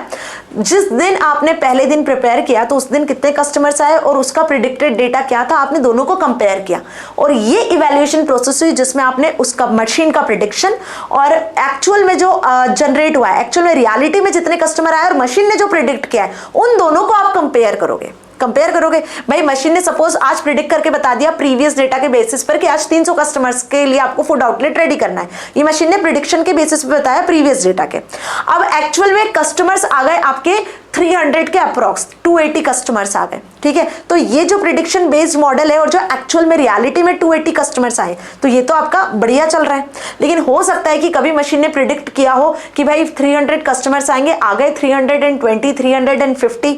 Understood this thing. तो ये इवैल्यूएशन टेक्निक्स होती है कि प्रिडिक्शन कैसा हो रहा है, रियलिटी कैसा हो रहा है, क्या दोनों मैच कर रहे हैं, ये कितने एक्यूरेट है, यहाँ पे कितना रिलायबल आंसर है जो जनरेट हो पा रहा है। सो यही एग्जांपल, यही सिनेरियो यहाँ दिया हुआ है कि हम एक स्कूल के मॉडल को डिप्लॉय कर रहे हैं। The model is suppose to predict whether the students of grade 10 will be able to get a perfect score in the board exams this coming year और नॉट। अब यहाँ पे जो हमने स्कूल का एक मॉडल बनाया है, वो मॉडल ये बता रहा है कि ग्रेड 10 के जो स्टूडेंट है वो इस ईयर एग्जाम में परफेक्ट स्कोर करेंगे या नहीं करेंगे। तो भाई ऐसा एक फ्यूचर प्रिडिक्टिंग मॉडल हमने बनाया हुआ है। So the model will check for the whether the student will be able to score full marks in board exam in coming year और नॉट। यदि वो फुल मार्क्स स्कोर कर लेता है तो वो आगे बढ़ जाएगा, अदरवाइज नहीं, ठीक है।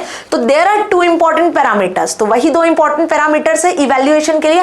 पहला हो जाएगा प्रिडिक्शन और दूसरा हो जाएगा रियलिटी। कि प्रिडिक्शन के बेसिस पे सपोज मैंने बोला कि आपकी क्लास में 14 ऐसे बच्चे हैं जो टॉपर होंगे, तो ये हम प्रिडिक्ट कर पा रहे। हो सकता है कि 15 भी आ जाए रियलिटी में, हो सकता है कि 10 बच्चे भी टॉपर बने, तो रियलिटी हो सकती है। लेकिन यहां जो हम एआई मॉडल बना रहे हैं वो प्रिडिक्शन और रियलिटी के बीच में कितना खरा उतरा है वो बेसिकली हमें यहाँ देखना होता है। So this is known as evaluation, understand. So it is the output given by the AI model using the machine learning algorithm. Machine learning algorithm के थ्रू जो मॉडल है वो प्रिडिक्शन देता है एंड रियलिटी में ये रियल सिनेरियो होता है, सिचुएशन बेस्ड होता है, जो कि प्रिडिक्शन के बेसिस पर क्रिएट किया जाता है, ठीक है। अब प्रिडिक्शन आउटपुट होता है जो एआई मॉडल जनरेट करता है, ये वही लाइन यहाँ पे लिखी हुई है। इसके लिए हम जो यूज करते हैं वो है कंफ्यूजन मैट्रिक्स। इवैल्यूएशन को मेजर किया जाता है एक कंफ्यूजन मैट्रिक्स के थ्रू।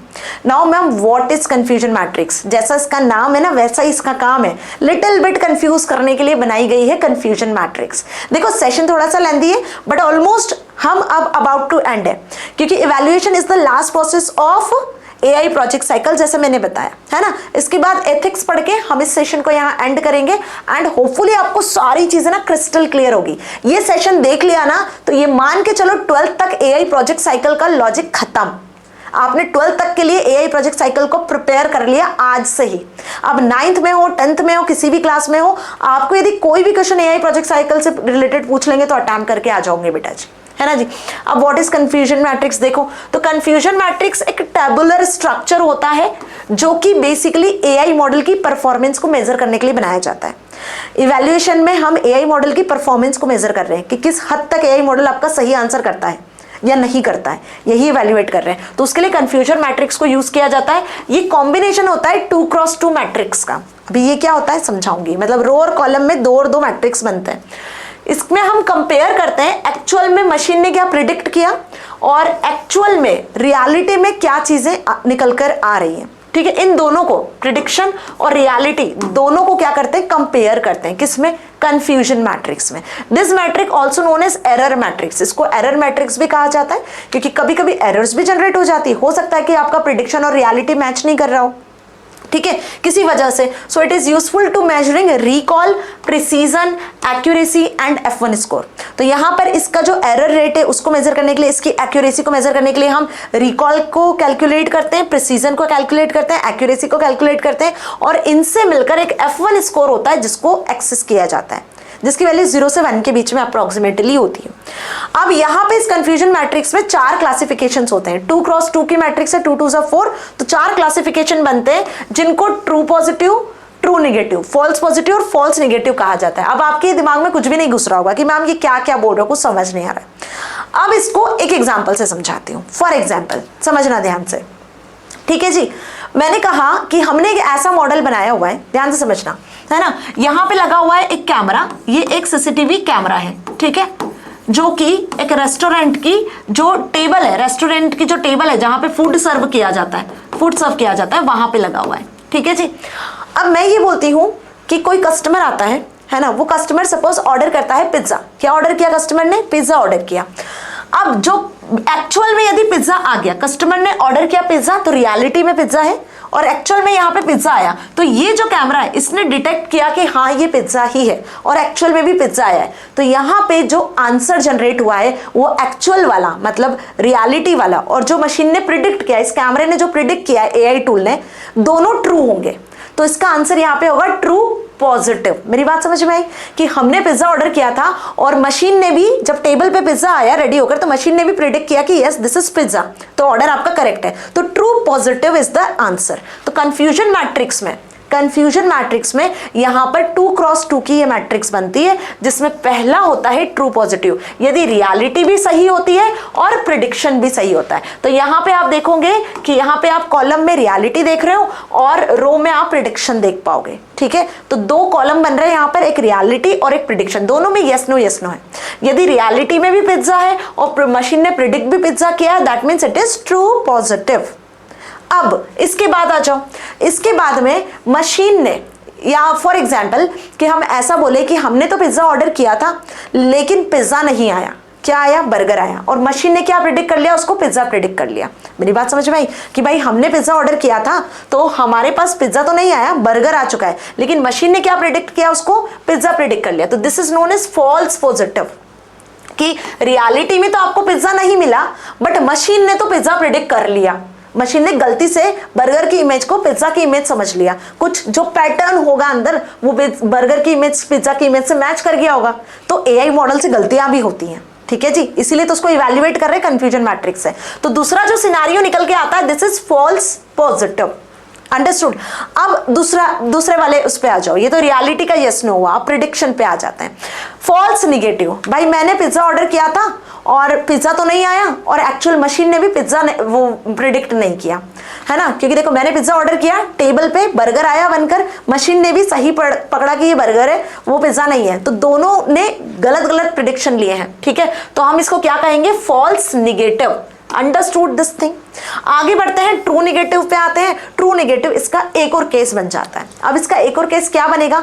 सपोज कि मैंने पिज्जा ऑर्डर किया, मुझे पिज्जा ही मिला बट मशीन ने उसको बर्गर रिकॉग्नाइज कर लिया, so this is known as true negative. तो ये जो कुछ केसेस हैं ये कंफ्यूजन मैट्रिक्स के होते हैं कि एक्चुअल में रियलिटी में आपको क्या चीजें दिख रही है और मशीन क्या प्रिडिक्ट कर रही है। इसके बेसिस पर हम 4 क्लासिफिकेशन करते हैं, that is true positive, false negative and true negative, ठीक है जी। So the target variable has 2 values, one is positive and one is negative, and columns have actual values means the reality values, and row represent predicted values, ठीक है।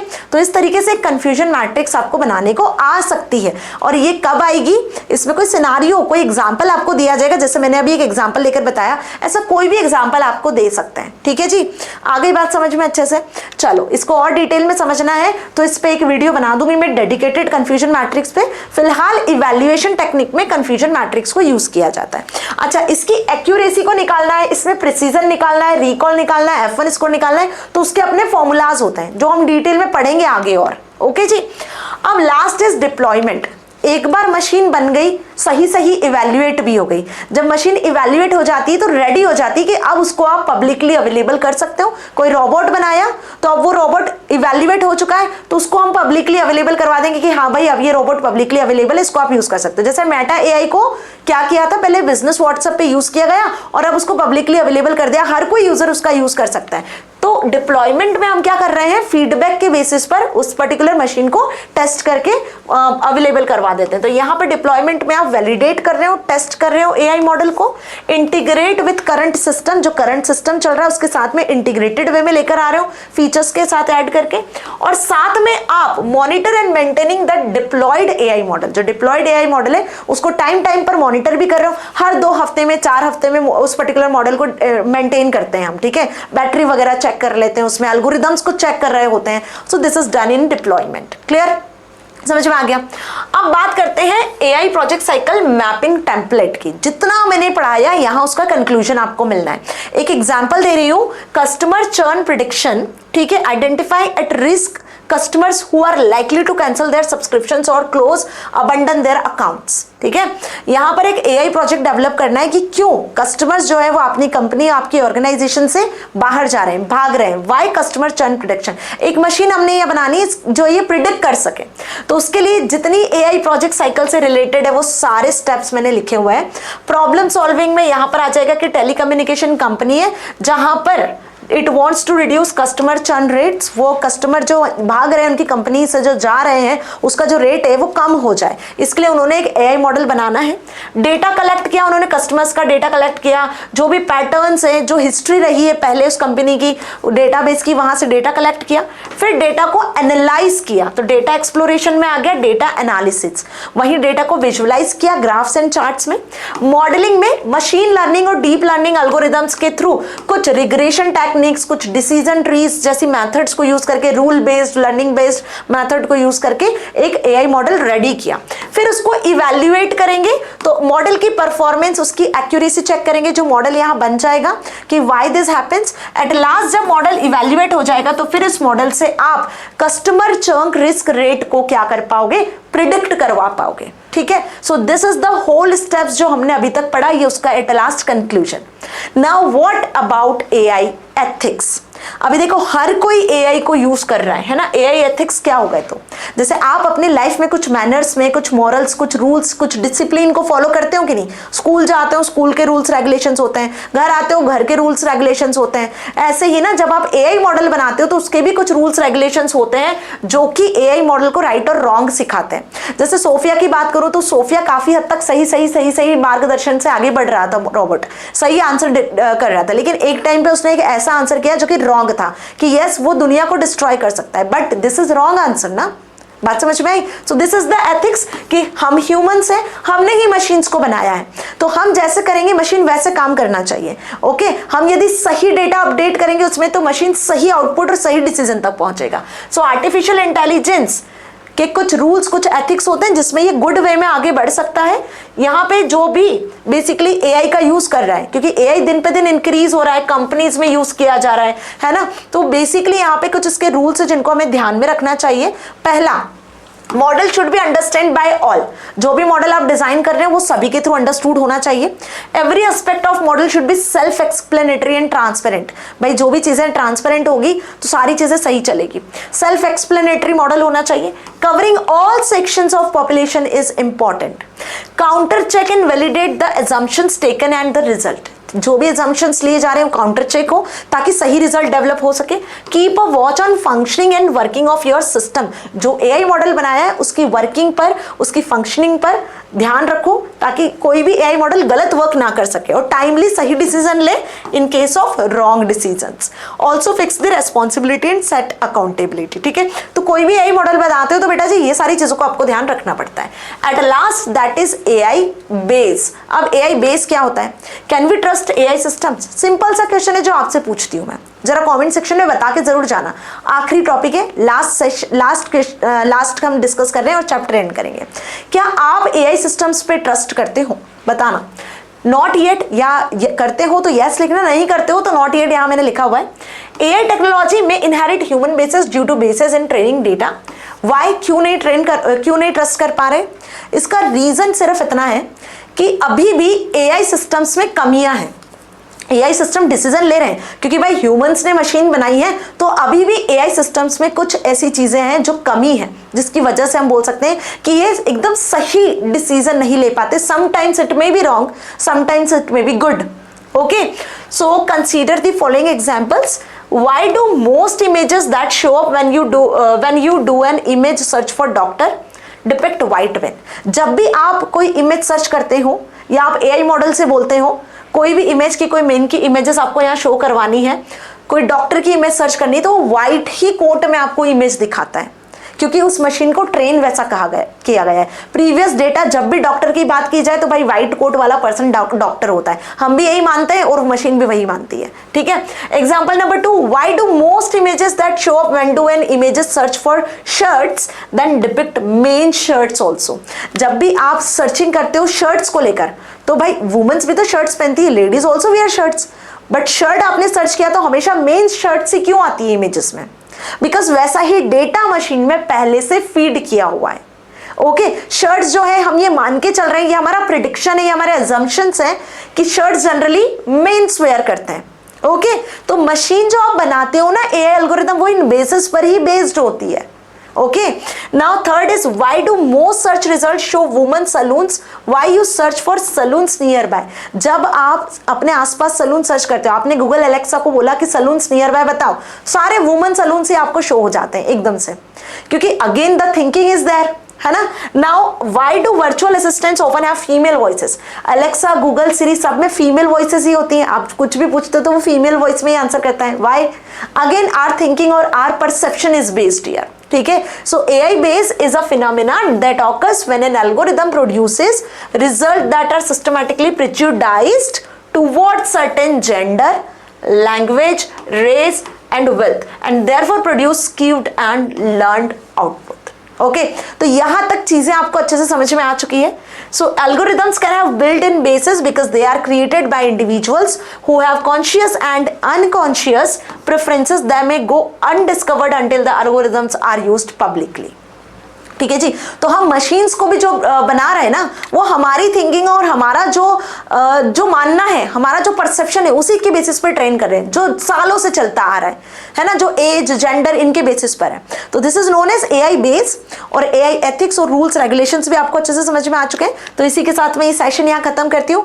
अब यदि आपसे कोई भी क्वेश्चन पूछ लेगा, AI प्रोजेक्ट साइकिल होती क्या है, इसके कितने स्टेप्स हैं, 4W कैनवास क्या होता है, प्रॉब्लम स्टेटमेंट टेम्पलेट कैसे बनाई जाती है, AI इवैल्यूएशन टेक्निक्स क्या क्या होती है, AI मॉडलिंग में कौन सी एल्गोरिदम्स का यूज किया जाता है, कौन सी अप्रोच का यूज किया जाता है, डेटा को कलेक्ट करने के लिए कौन कौन से सोर्सेस का यूज किया जाता है, तो इन सारे क्वेश्चंस के आंसर्स करने में अब आप कैपेबल हो। एंड बिलीव मी, जो जो क्वेश्चंस मैंने बताए ये आप अपने एग्जाम में देखने वाले हो। ऑलरेडी ये क्वेश्चंस हर साल पूछे जाते हैं और आते भी है, फिर चाहे आप 9th में हो, 10th में हो, 11th में हो और 12th में, यदि आपने AI लिया हुआ है तो।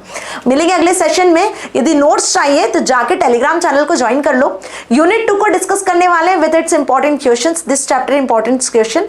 तो चैनल को अभी सब्सक्राइब कर लेना ताकि आगे आने वाले अमेजिंग से वीडियोस को आपके नोटिफिकेशंस मिल सके। Thank you so much, stay connected with me.